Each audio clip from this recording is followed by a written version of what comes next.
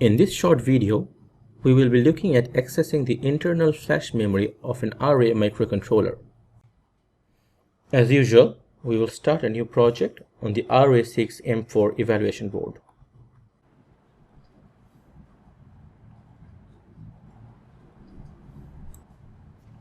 We will first launch the memory usage view in E-Square Studio.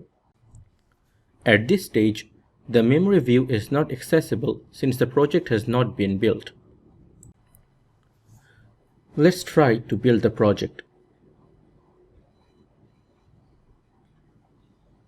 Once the project has been built, the memory usage information will be displayed. We can see the status of the different types of memory as well as the .map file location. The current program occupies 3396 bytes of memory. What if we add a few lines of code? Example, a code for blinking the LED. What happens then?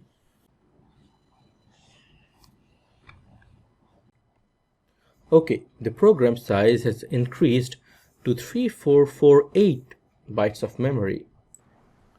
Now, if we scroll down, we can see the data memory that comes with the RA6M4. It is 8 kilobytes in size. To program the flash memory, we will need to import the relevant stack. Under the storage menu, we can find the flash HP stack. We need to make some configuration changes to start working with the flash memory. If we click one of these links, the E-Square Studio will take us to the properties that need to be configured. Since it's the only flash module for this project, let's change the name and remove the 0. For this demo, we can disable the background operations. We will now generate the project contents.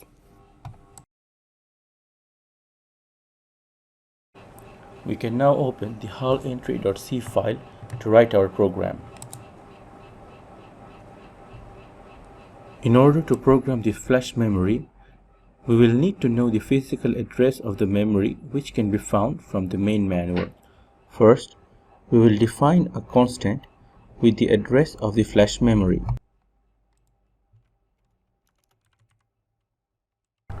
Next, we will add some more constants.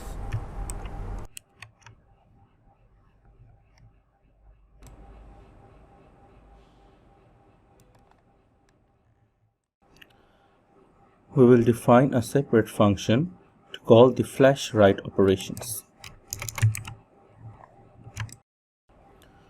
We will now go into the details of this function.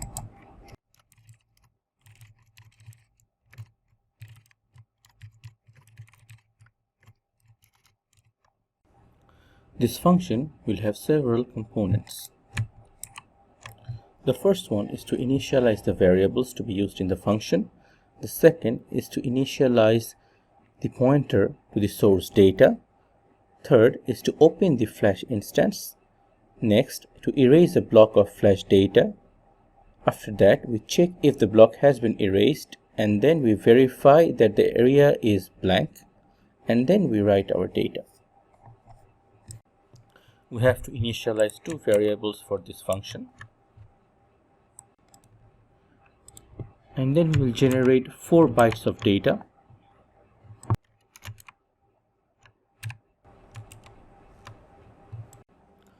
To open the flash instance, we can take help from the developer's assistance as usual.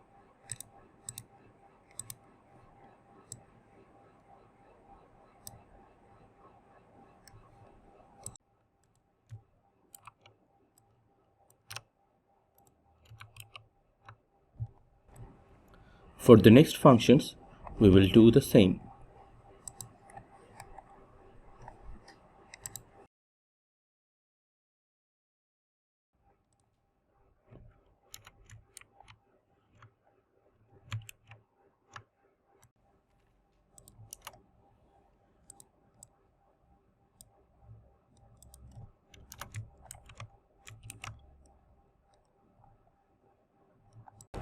we have to change some of these arguments.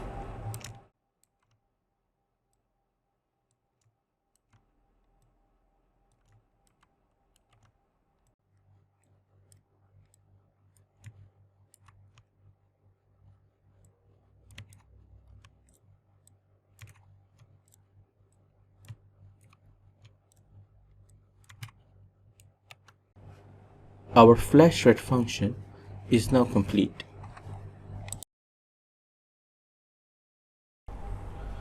To see the execution of this function, we can develop a program that writes data onto the flash memory in a loop.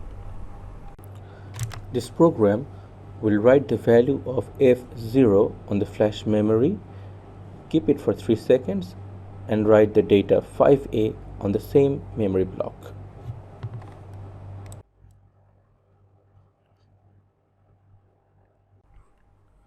We will now build and debug this program.